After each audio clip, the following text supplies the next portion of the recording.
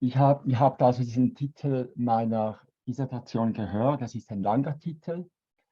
Und ich bin davon ausgegangen, oder für mich war wichtig, die Personalität, das, was Edith Stein und Hans-Urs von Balthasar ausgemacht haben, irgendwie auf eine Art und Weise aufzuzeigen. Also zwei Gestalten, könnte man sagen, zwei Phänomene, die sich aufgetan hatten, jedes natürlich auf seine Art und Weise, in ihrer originellen und aber auch herausfordernden Art. Das wollte ich versuchen aufzuzeigen. Man kann auch sagen, beide waren verliebt in die Sache, welche eine Gestalt hat, beziehungsweise eine Gestalt ist. Gestalt, die da ist, als Dasein. Und beide nehmen sich der Gestalt an, weil im tiefsten Innern sie von dieser Gestalt berührt wurden. Wie tief sie von dieser Erkenntnis berührt waren, können wir eben in der Tat exemplarisch an ihrem Leben, aber auch am imposanten Werk lesen. Die Schweizer Jesuiten, stammend aus einer alten katholischen Luzerner Patrizierfamilie, vergleicht er seine Erfahrung so, als wäre er an diesem Tag im Schwarzwald, wo er sich aufhielt, während seinen Exerzitien, als wäre er von einem Blitz getroffen worden. Er sagt, ich war damals Student der Germanistik und folgte einem Exerzitienkurs von Laienstudenten. In diesen Kreisen wurde es als ein Unglück betrachtet, wenn einer sich absetzte, um Theologie zu studieren. Doch es war weder die Theologie noch das Priestertum, was damals blitzartig vor meinen Geist trat. Es war einzig und allein dies: Du hast nichts zu wählen. Du bist berufen, du wirst nicht dienen, man wird sich deiner bedienen. Du hast keine Pläne zu machen, du bist nur ein kleines Steinchen in einem Mosaik. Das ist sein Erfahrungsbericht, so wie er es niedergeschrieben hat. Und bei Edith Stein, das war hochinteressant, als ich auf dieses Gebet gestoßen bin, welches sie im Todesjahr 1942 geschrieben hat, da heißt es am Schluss: Frag mich nicht nach meinen Sehnsuchtswegen, bin aus deinem Mosaik ein Stein, wirst mich an die rechte Stelle legen, deinen Händen bette ich mich ein.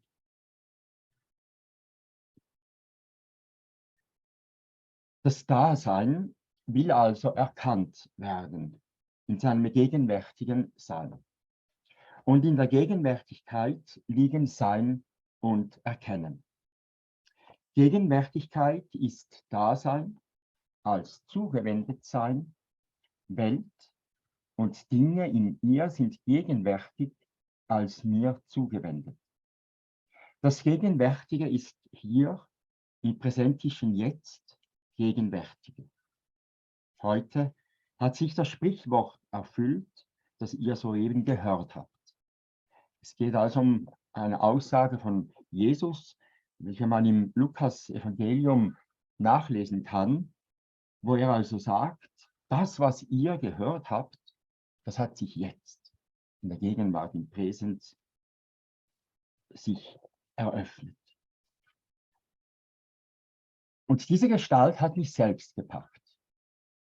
Wir wissen ja selbst aus eigener Erfahrung, wenn wir von einer imposanten Persönlichkeit berührt werden, das hinterlässt Spuren. Und diese Gestalt ist nicht ein zufälliger, erfundener Mythos, wie es viele von ihnen gab. So wie zum Beispiel in der ägyptischen Mythologie von der Vorstellung Überzeugung des Pharaos durch den Gott Re-Amun. Wenn aber eine historische Gestalt wie Odysseus oder die Gründung Roms durch Romulus und Remus zum Mythos werden, dann hat sich spätestens hier die Bedeutung vom Faktum abgelöst. Und aus der Geschichte sehen wir, wie in einem wirklich kurzen Zeitraum das Christentum tatsächlich sich gegen alle Polytheismen des Mittelmeerraumes durchgesetzt hat. Es gab keinen Platz für doppelte Wahrheit im Sinne die des Mythos und auf der anderen Seite die der kritischen Vernunft.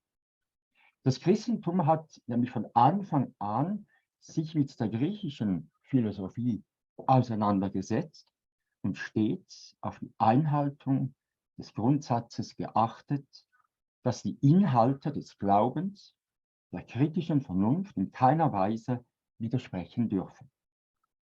Und dies zeigte Josef Ratzinger ausführlich in seinem Buch Glaube, Wahrheit, Toleranz, das Christentum und die Weltreligionen, welches Buch er im 2005 geschrieben und auch veröffentlicht hat.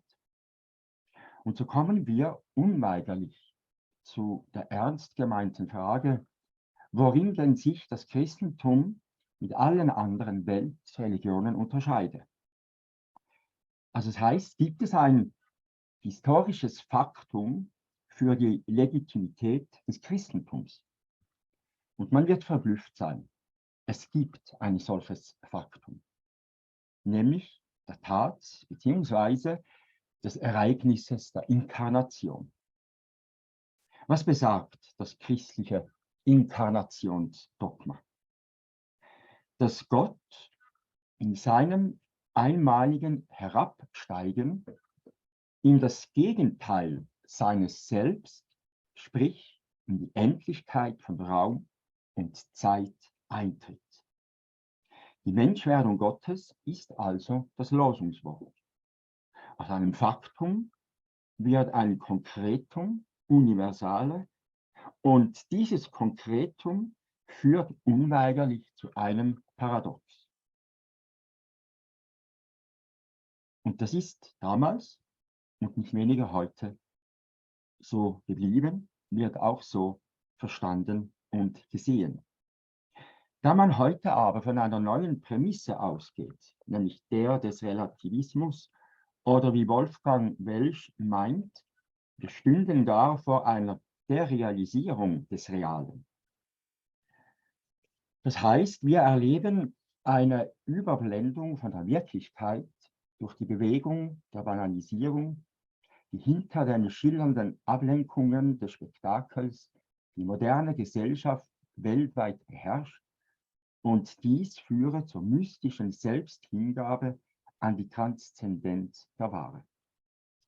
Der Gesellschaft des Spektakels ist nichts heilig außer ihrer eigenen Scheinhaftigkeit, in der der materielle Wiederaufbau der religiösen Illusion gewinnbringend vonstatten geht. Die spektakuläre Technik hat religiöse Wolken nicht aufgelöst, worin die Menschen ihre von ihnen losgerissenen eigenen Kräfte gesetzt hatten. Sie hat sie nur mit einer weltlichen Grundlage verbunden. Und so ist das irdische Leben, welches undurchsichtig und erstickend wird. Es verweist nicht mehr in den Himmel, sondern beherbergt bei sich eine absolute Verwerfung, sein trügerisches Paradies.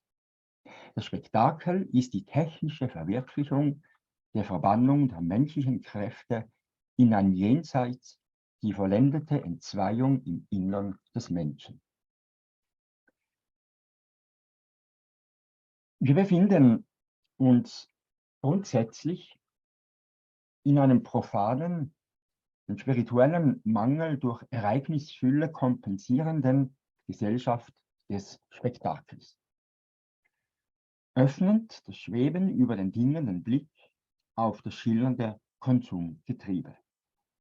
Und aus dieser Distanz verliert der Schein an Strahlkraft und hinter dessen flüchtigem Glanz offenbart sich das Gerippe der Vergänglichkeit, die keine wahren Garantie, aber auch kein metaphysisches Heilsprogramm zu überwinden vermag. Darin zeigt die Vanitas ihr heutiges Gesicht. Sowohl die Vanitas als auch die Konsumgesellschaft machen die Kürze des Lebens zu ihrem Hauptanliegen. Erstere, indem sie uns daran erinnert, dass die Gegenwart eine Illusion ist, die uns nicht von dem wahrhaften, noch bevorstehenden Glück abhalten sollte.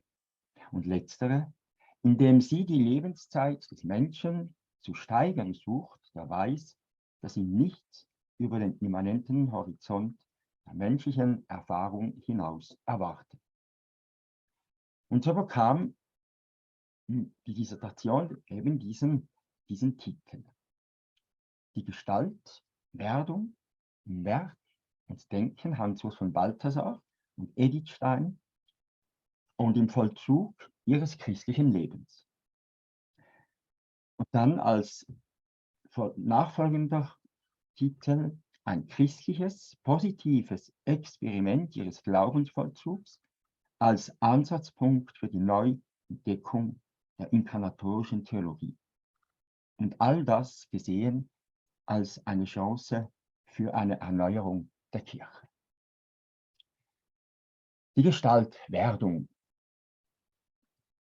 Balthasar wie Edith Stein sind ja von dieser Gestalt berührt worden, getroffen worden.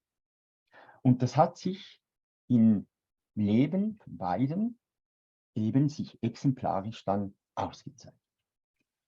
Balthasar wollte nie Priester werden. Er hat nie daran gedacht. Er ist von Haus aus Germanist und erst eben mit diesen Exerzitien im Schwarzwald hat er verstanden, dass er eben so ein kleines Mosaiksteinchen ist, im ganzen Plane Gottes. Bei Edith Stein ist es durch Umwegen passiert, dass sie den Glauben gefunden hat. Und von dem Moment an, und das ist eben dieses entscheidende Kriterium, von diesem Moment an diesem famosen Abend, wo sie die Autobiografie von Teresa von Avila gelesen hat und dann am anderen Morgen den Buchdeckel zutut und sagt, ich habe die Wahrheit gefunden, von diesem Moment an beginnt auch für sie ein komplett neues Leben. Und das ist das, was eben auch ein Beispiel für die heutige Welt sein kann, dass wenn man in Berührung kommt mit dieser Gestalt, also mit diesem Göttlichen, dann verlangt es vom Menschen, der eben angesprochen wurde, verlangt es dann eine Entscheidung. Der Mensch, er muss sich entscheiden. Es ist ein positives Experiment von beiden. Sie lebten, sie gingen diesen Glaubensweg, jedes auf ihre Art und Weise. Und darin ist die Chance eben zu sehen, dass der christliche Glaube ein inkarnatorischer Glaube ist. Das wurde in den vergangenen Jahrzehnten in der katholischen Theologie ein bisschen auf die Seite geschoben, die inkarnatorische Theologie.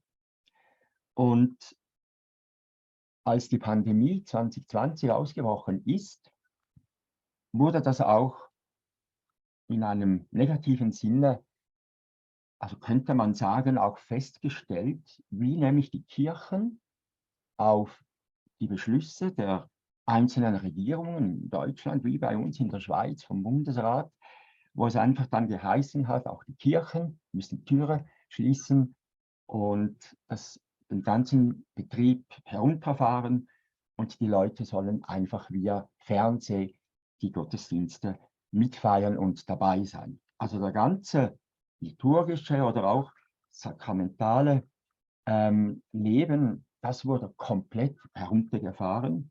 Und darin spielte Gott oder der gelebte Glaube überhaupt keine Bedeutung mehr.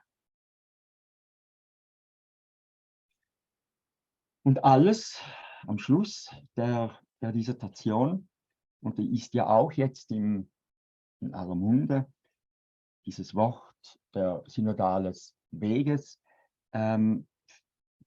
verstanden für eine Erneuerung der Kirche, sind diese beiden, Hans von Balthasar und Edith Stein, könnten eben ein Vorbild sein, wenn es um Erneuerung der Kirche geht. Nämlich ihre Erfahrung, das, was sie erlebt haben und wie sie es gelebt haben und was das schlussendlich ausgelöst hat. Hat wahrscheinlich mehr ausgelöst als irgendwelche, ich sage es jetzt mal so ein bisschen salopp, Beschlüsse, wo es nur um strukturelle Fragen geht.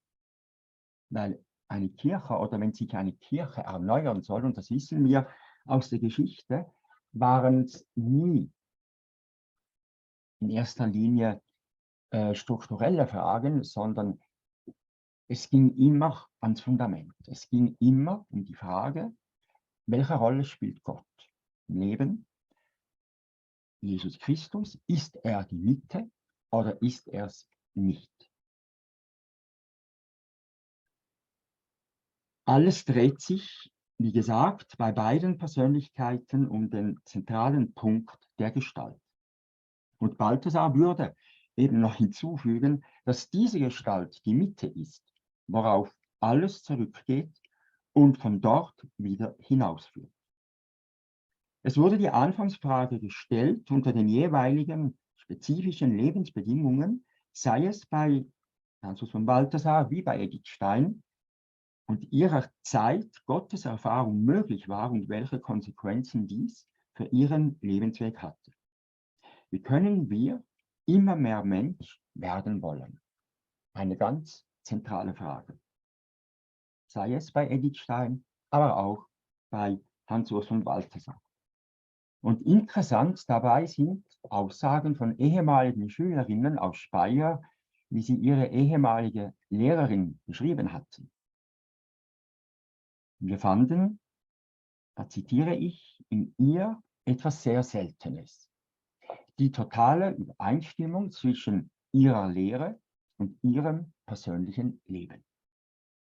Und diese Beobachtung wurde auch bei Hans-Urs von Balthasar festgestellt.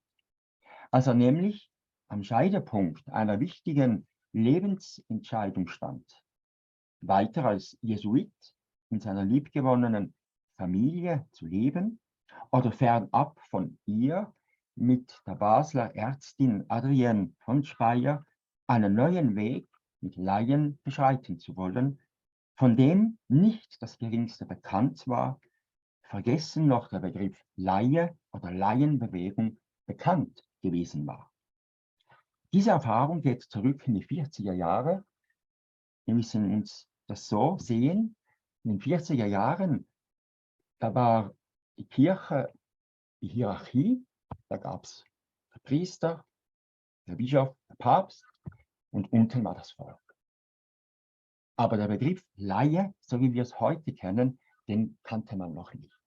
Und wir sind hier noch mehr als 20 Jahre entfernt vom Zweiten Vatikanischen Konzil, wo dann eben dieser Begriff des Laien, aber auch der Laienbewegungen oder auch Säkularinstituten dann aufgenommen wird. Aber hier hat Balthasar bereits schon eine Überlegung gehabt. Und eine solche Überlegung war eben nicht unwesentlich. Beide lebten ein spirituelles, geistiges, beeindruckendes Leben. Und dieses war immer verbunden mit dem Anliegen der Suche nach dem Willen Gottes. Es ging also dabei nie um ihren Willen, das, was sie eigentlich machen möchten, verwirklichen möchten, sondern sie suchten immer, was ist der Wille Gottes.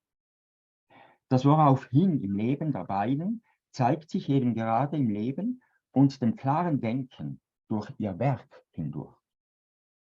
Es ist dabei frappant zu sehen, von welcher Perspektive hier gesprochen werden kann, nämlich die Bedeutung der Liebe.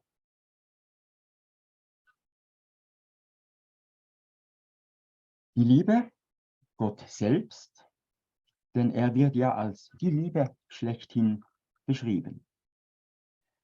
Die Liebe, was macht sie? Sie lädt ein, ungezwungen und ohne Kalkül, schenkt Vertrauen und gibt Antwort auf die Fragen der Menschen.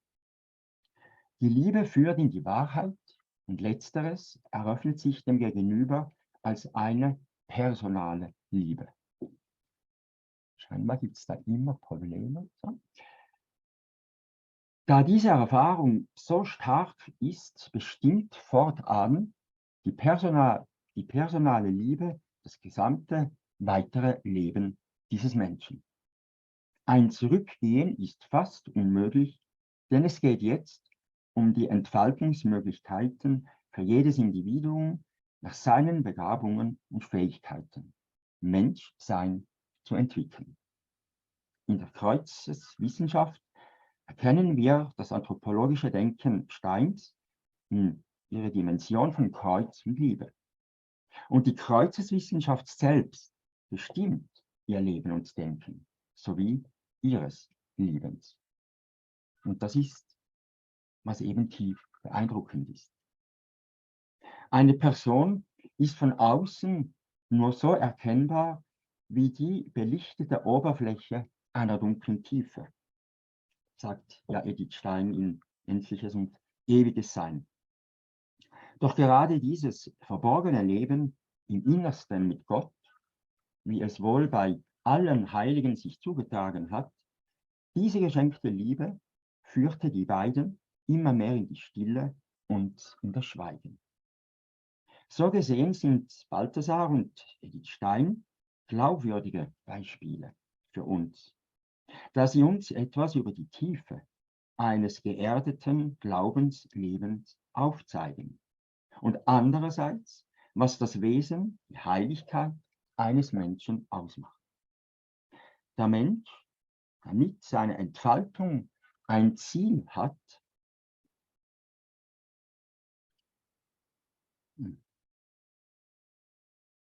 soll nicht ins Leere laufen, sondern er entdeckt dieses Zielbild, wenn er sich auf die Beziehung zu Gott einlässt. Der Mensch kann, denn er ist ja wesenhaft frei, entscheiden, ob er das Angebot Gottes für sich wahrnehmen möchte oder nicht. Er kann in dieser liebenden und damit freimachenden Beziehung in sich das gesuchte Bild entdecken. Er erfährt sich als bedingungslos geliebt und kann so sein Leben gestalten und eben wahrhaft Mensch werden. Das ist die tiefste und intimste, mit Worten nicht wirklich zu fassende Beziehung, Selbstannahme. Und diese Selbstliebe führt zum Nächsten, zur Welt hin. Das war für Balthasar auch so ein wichtiger Aspekt, dass die ganze Arbeit, der ganze Einsatz, den er sich leistete, das war immer auf die Welt hin bezogen. Nie auf die Kirche als Institution oder wo man sich so ein bisschen ein Grüppchen baut und dann so quasi wie eine kleine Elite werden könnte, sondern das Gegenteil war für ihn wichtig. Es soll immer den Bezug zur Welt hin gefasst werden. Und da sieht man oder spürt man auch ein bisschen, wer ihn gepusht hatte. Damals als junger Jesuit, wo er bei Henri de Lubac und bei Erich Chivara, wo ja für beide wichtig war, nicht nur für Balthasar, sondern auch für Edith Stein, dass ihre Visionen von Beziehung Mensch, Welt zu Gott, dass das einen offenen ein offenes Bild war, eine Vorstellung, eine Vision, die eben nicht nur für sich oder in sich existent sein darf. Also diese Selbstliebe führt zum Nächsten, zur Welt hin. Und mit diesem Schritt hat Edith Stein, man kann das so sagen, diese ontologische Dimension, das endliches und ewiges Sein, personal, existenziell aufgebrochen. Zurück zur Frage, wie denn der Mensch Mensch wird. Da kann man jetzt sagen, dass der Mensch Mensch wird, wenn er sich für das Angebot Gottes traut und entscheidet. Der Mensch wird Mensch, wenn er sich lieben lässt und so selbst lieben kann. Und das Wesen der Liebe ist bei beiden,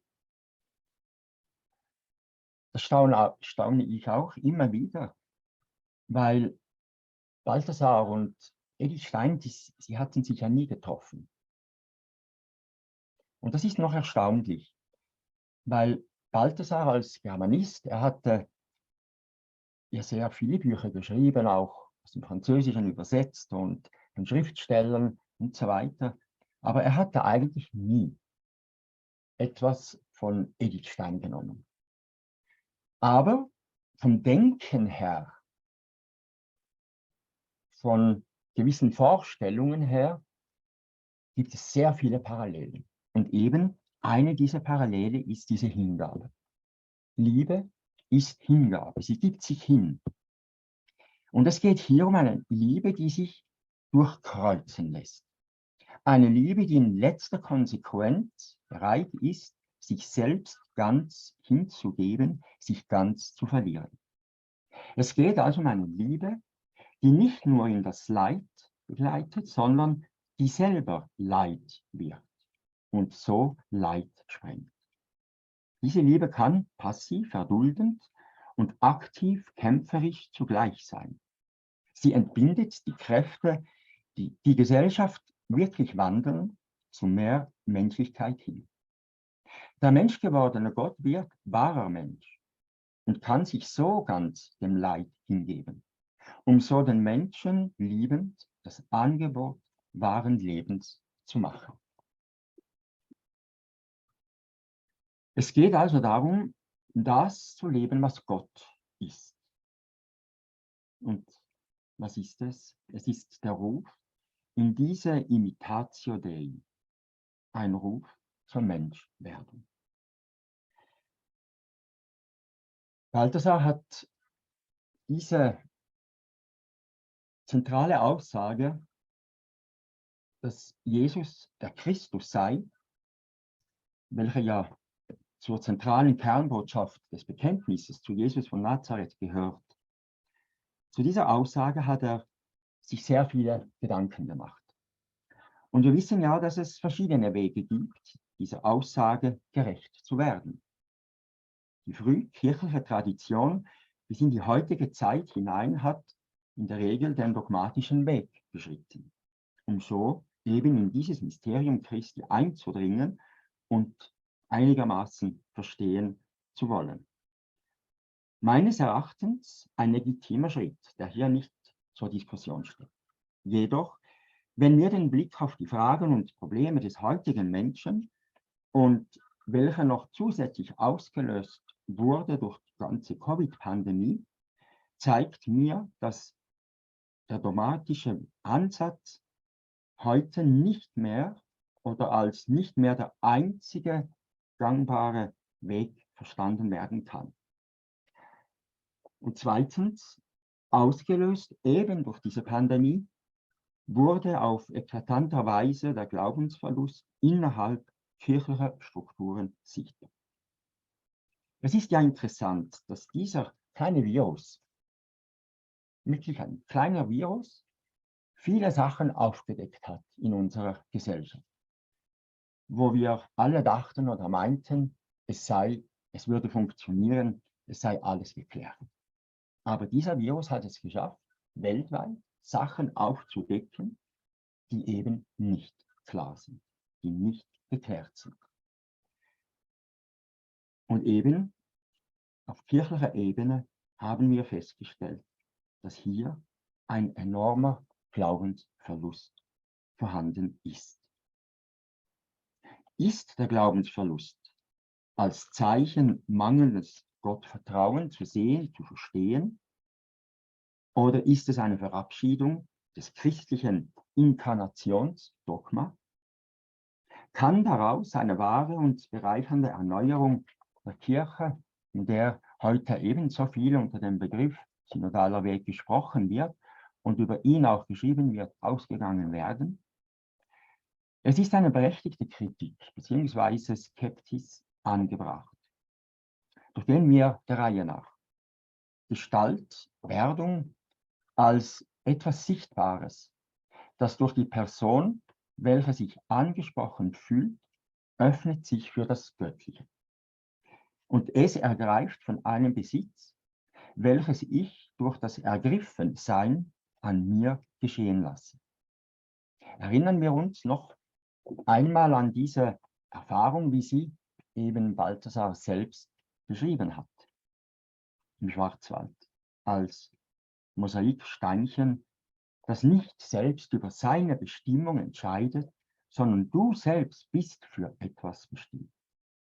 Nicht anders erging es Edith Steiner. Mit dem Eintritt in die Ordensgemeinschaft der Karmelitinnen nahm sie ja den Namen Schwester Theresia Benedicta a Croce an. Ihre existenziellen Krisen, die sie in ihrem Leben hatte, die Auseinandersetzung mit sich selbst, mit ihrer Existenz, gelang es ihr, dank der Hilfe des intellektuellen Zugangs, den Weg zum Glauben zu finden. Und das waren für sie einprägsame Erfahrungen, entscheidende Momente ihres Ergriffenseins für den christlichen Glauben, den Glauben eben an Jesus Christus.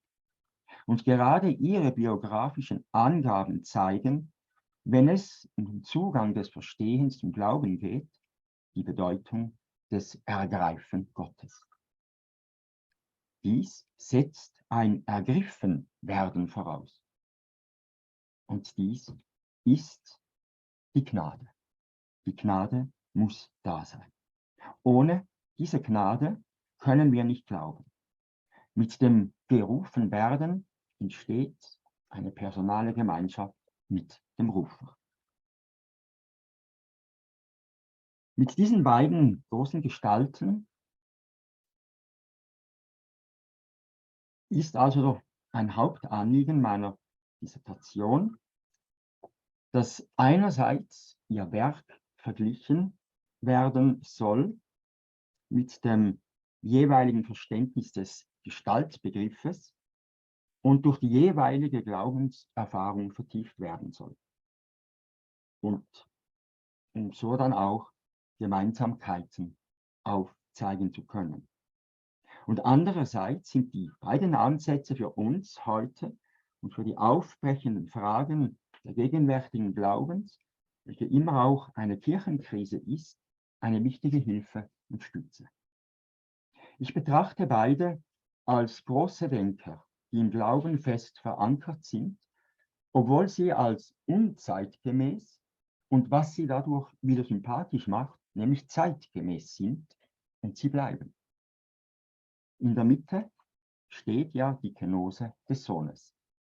Das Subjekt dieser Selbstentäußerung bleibt in der präexistenten Gottesgestalt, in der Knechtgestalt und in der Verherrlichung das Gleiche. Und die Passion des Sohnes beginnt bereits mit der Kenose bei der Inkarnation und führt geradlinig weiter bis zur Verlassenheit am Karfreitag und zum Grab am Karsamstag. Der Sohn hält nicht fest an seiner Gottesgestalt, sondern gibt sich im Gehorsam dem Vater gegenüber und aus Liebe zu den Menschen hin.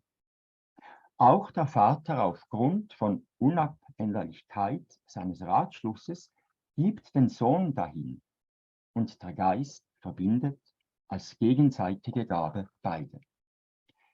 Dieses trinitarische Gottesverständnis wird als Alternative zum monotheistischen Gott Denken vorgeschlagen. Das Wesen Jesu bzw. die Gottessohnschaft wird vom Kenosis-Gedanken her gedacht.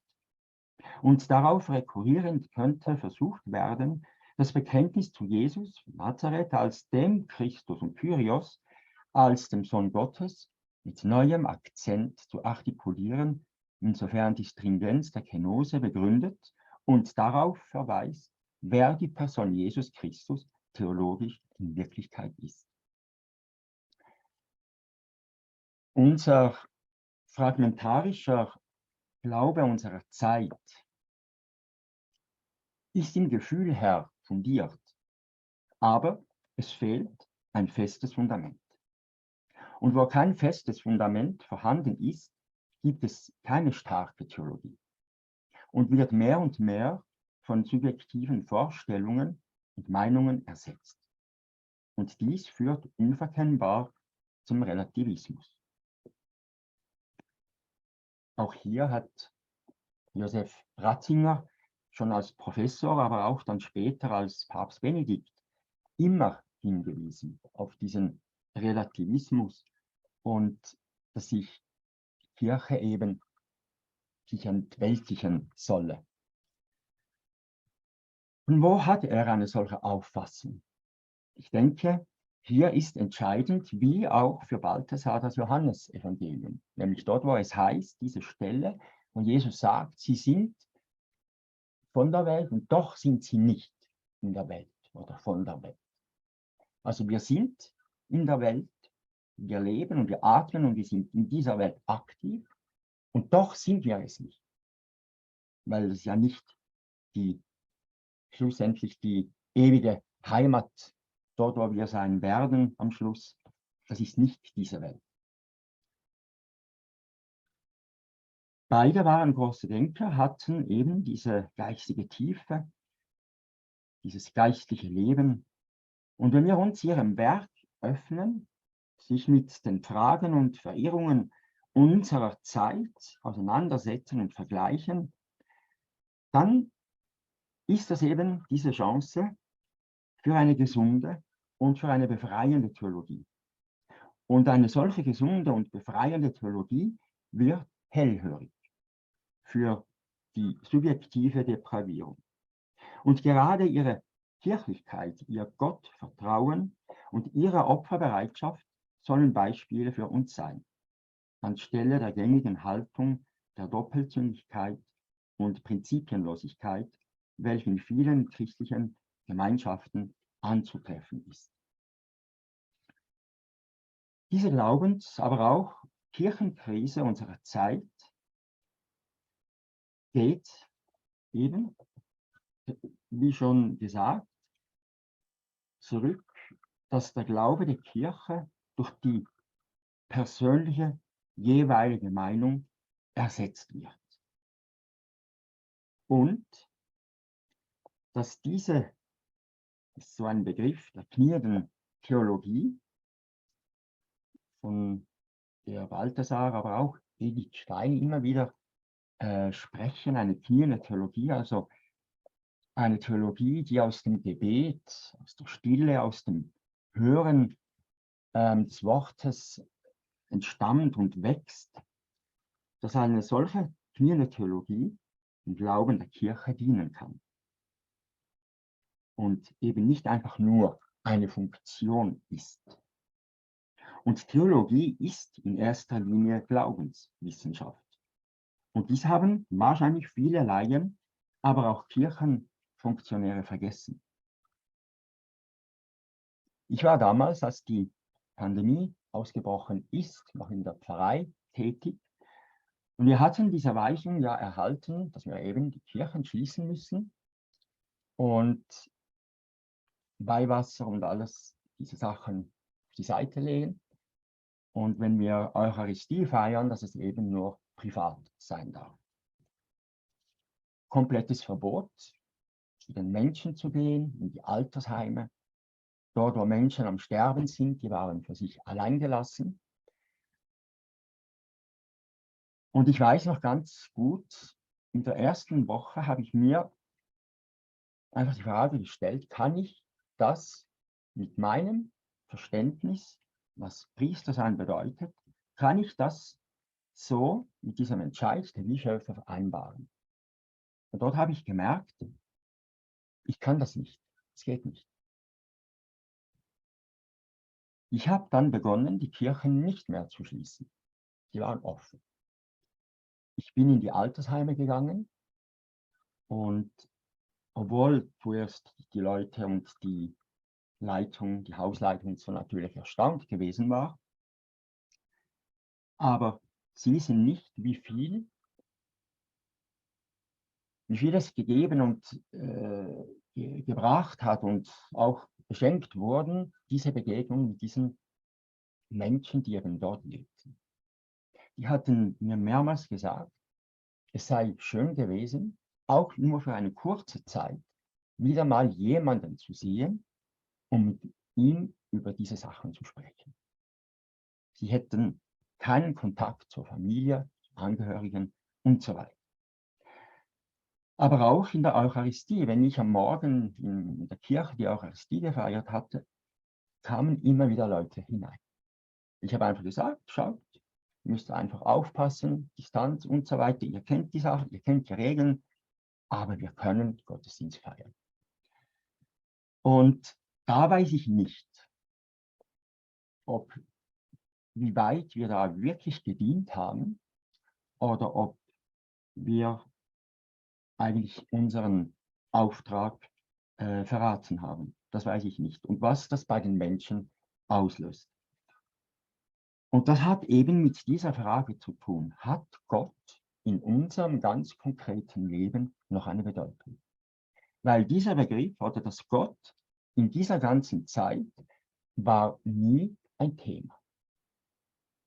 Bischöfe haben nie ein Hirtenschreiben, ein Schreiben für die Gläubigen verfasst, für Mut und Hoffnung zu schenken. Es wurden immer nur die Beschlüsse mitgeteilt.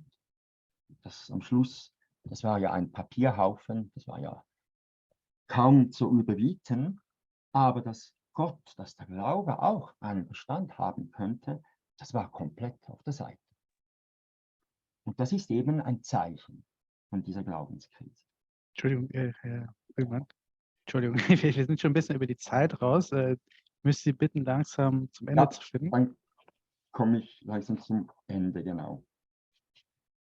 Also mein Fazit der Arbeit war, dass Edith Stein und Balthasar, obwohl sie, wie es manchmal tönt, nicht mehr zeitgemäß seien, sind sie nach wie vor hochaktuell, modern und faszinierend, weil ihr Lebens- und Denkweg faszinierend ist. Edith Stein erlebt tiefgreifende Erschütterungen, wo sie dachte, es sei alles sicher, wird plötzlich alles unsicher und fragil.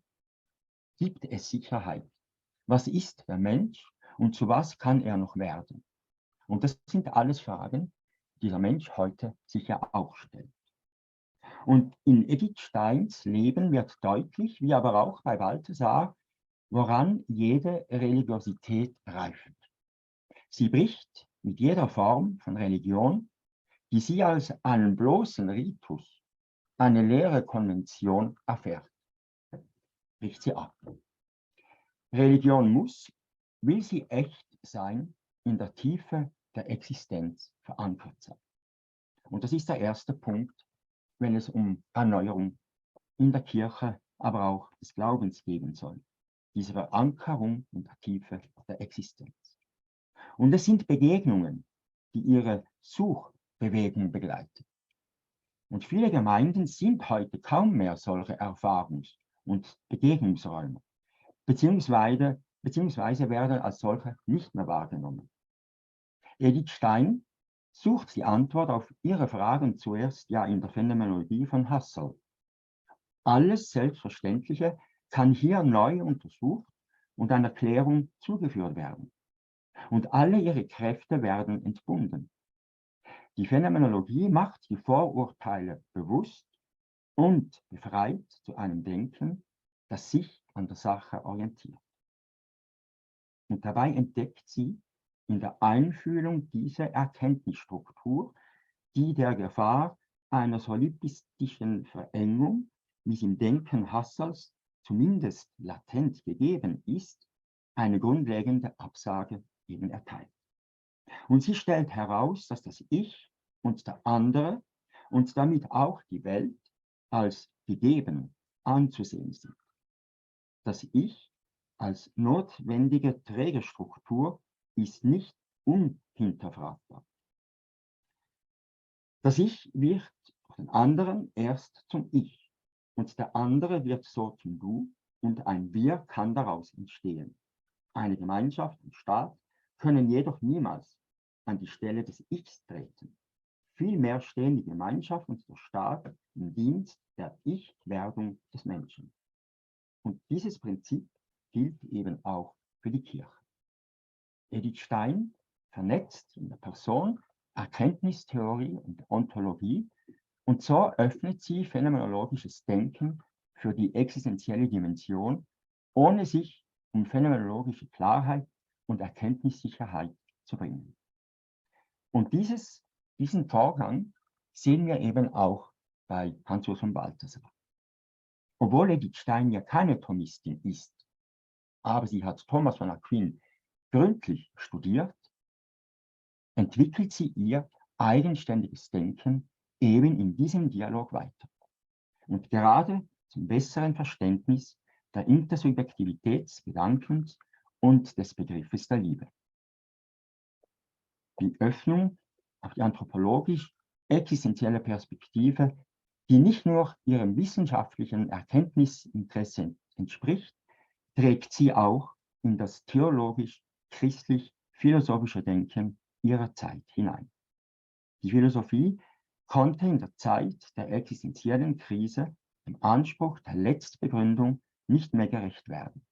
Die Erfahrung aber der Gottbegegnung führte sie zum Schlüsselerlebnis, von dem aus alles eine tiefe, letztgültige Orientierung erfährt, nämlich sie erfährt den sich ihr hingebenden Gott, der so lieben kann, dass er zu einer freien Antwort befreit.